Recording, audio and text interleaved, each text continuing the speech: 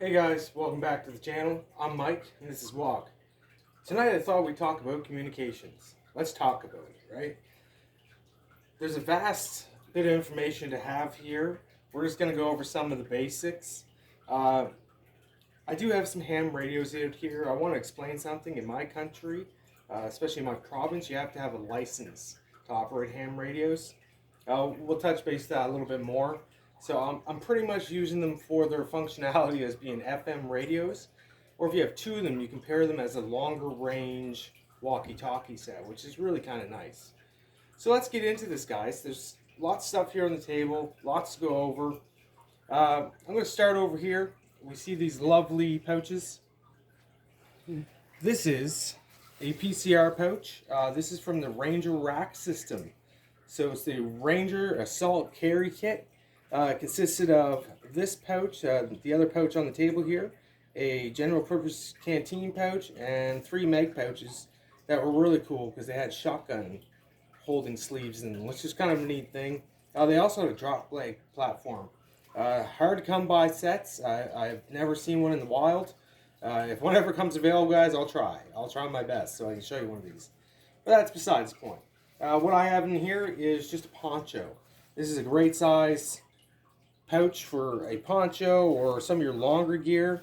It also holds flares fairly well. That's kind of neat, right?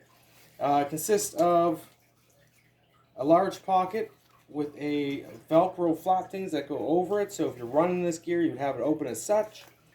It also has a spot here for your headset. This is for your phone type headset, as seen here actually. So this little bugger would sit right across here. You pull your sleeve over and she's safe and sound with your radio. Pretty neat, right?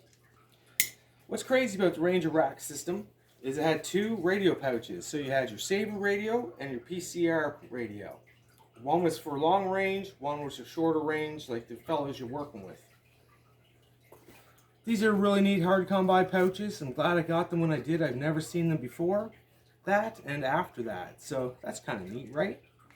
This is actually a PCR Sabre radio pouch.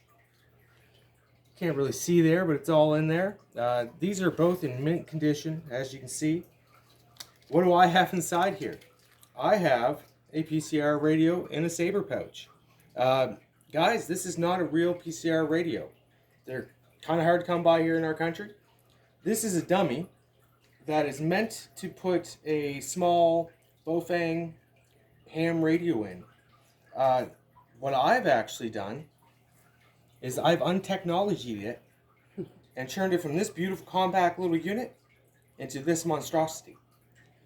Isn't it beautiful though? It's pretty wonderful, honestly. I'll talk a little bit about this. On here I have the headset. It's functional. Pretty neat, right? I have a charging port coming out the other side so I can directly plug it into the wall for charging purposes. I never want to have to open this again because, like I said, I untechnologied it, and some of the fixes I put in there are pretty much permanent. I've made it a functional on-off switch, and this is actually a functional antenna. So what this is off a smaller ham radio. I do have much larger styles for it. I could run even my tactical whip. This thing opens up. Should we do it?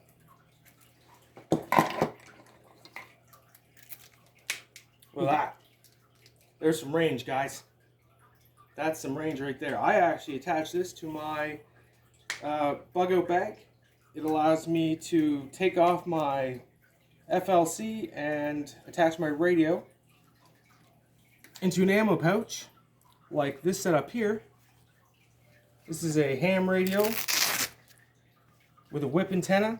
It's a Retrievis model RA79.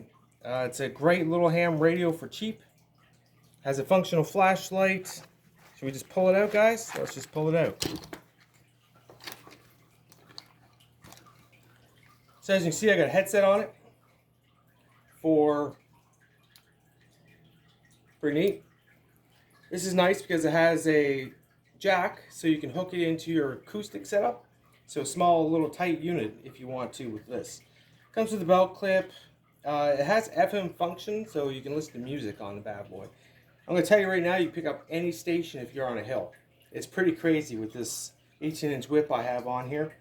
I do like having this, so this just stays in your pocket on set, and you can talk back and forth. I just thought I'd share that. It comes with a base station for charging it, so you can plug just a little USB adapter in here and just plug it, charge it that way, or you can have it on its docking station as such. Great options, right?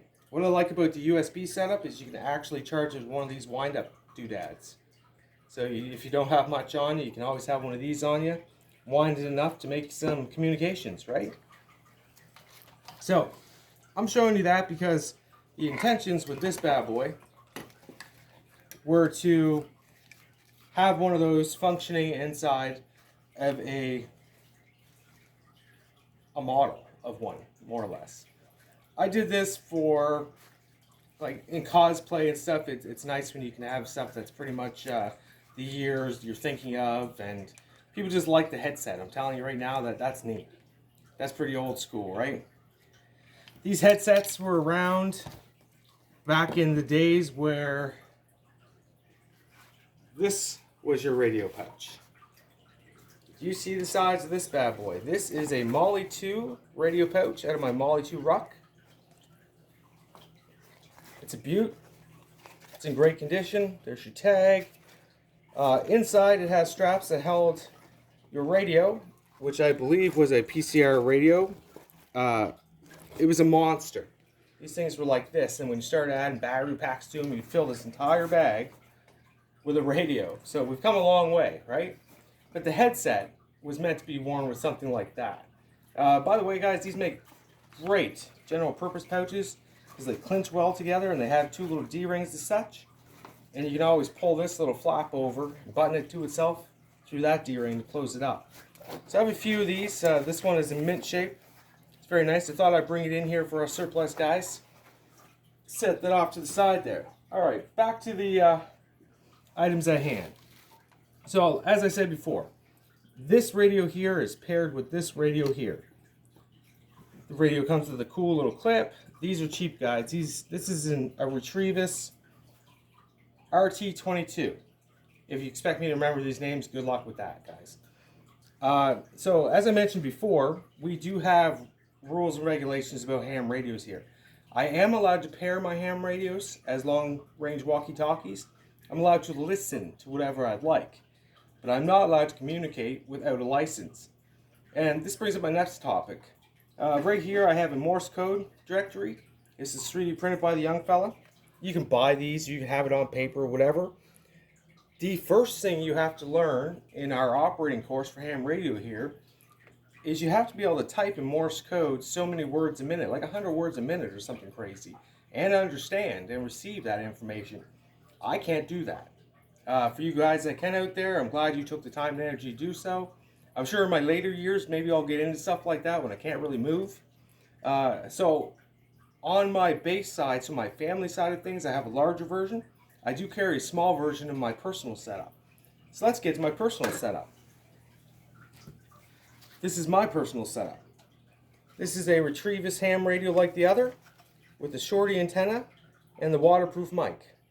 This is great. It also has the part for putting the acoustic head jack. It can also be matched with sound dampening headphones. So if let's say we're running and gunning, which I just don't do, guys, but let's say we are, I can have hearing protection and still hear my communications. So that's kind of great paired together, right? So you just use an 11mm aux cord and it will go from there to there. You still have to press the button to talk, but you can listen fairly well with this. Or if you're just listening to the radio, these are a little more comfortable to wear than the earplug type things. So that's why they're sitting here. I just thought I'd bring them out. So as I said, this is my personal setup. This is a flashbang pouch. She's a beauty. You don't see many of these in woodland like this.